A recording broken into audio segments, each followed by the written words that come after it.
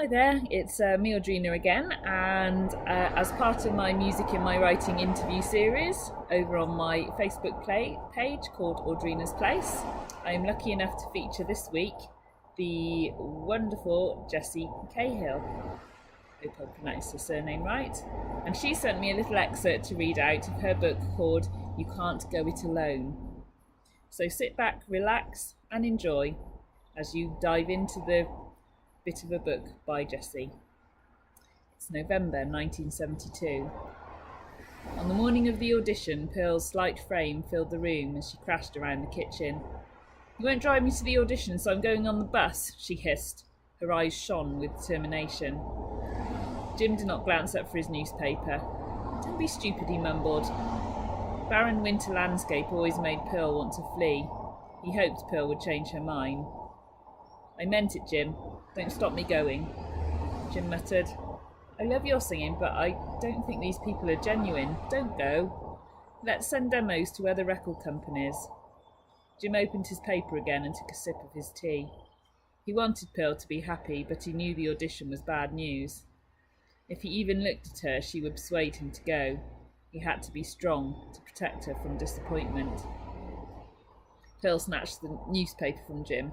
"Jim, I'm trapped and I need to sing. I need music.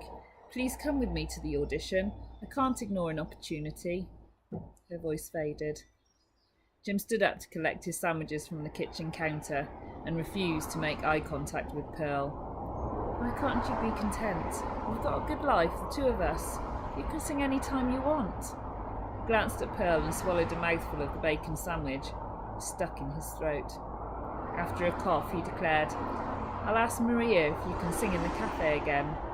Let's search out proper record companies," he soothed. As Jim took his old leather working jacket from the back of the chair, engine oil filled the room. Pearl removed her print overall. Beneath the overall, she wore a smart black dress. Pearl sighed. "You don't get it. Just go to work." She turned her back as she placed the dirty dishes in the sink. Jim wanted to kiss his wife. Instead, he opened the front door, releasing a chill into the kitchen. The cold wind pushed through the house and rattled the doors. Heading down the path, Jim made his way to his workshop in the village. He wanted Pearl to run after him, to persuade him to take her to Cardiff. He ached to tell her how he loved her, but the words never came. Pearl needed to escape through her singing. Maybe they should pack up and move to the sunshine in Spain.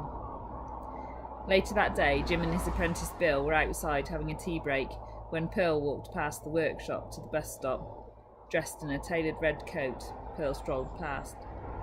"Your Pearl's a sight for sore eyes, Jim. Is she off shopping in Cardiff?" "Yeah, something like that," said Bill.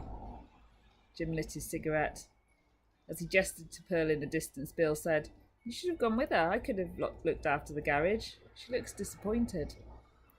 A cloud of cigarette smoke surrounded Jim as he shook his head. "No, I'll pick her up tonight. We can't let the car dealers down or we'll lose the contract." Jim thought he would choke on his words, and he had to stop himself from running to Pearl. I wonder what happens next. Well, to find out what happens next, you'll obviously have to go and buy the book. So don't forget it's called You Can't Go It Alone, and I'll pop the link in the little bit of write-up on this video for you. So don't disappoint Jessie, go and grab her book. That's what I'm going to do anyway.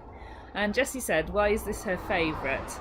This is the stage at which Pearl decides to follow her dream, to attend an audition and leads to a key secret in the novel. The scene, set in the 70s and the tension, demonstrates Jim's love for Pearl.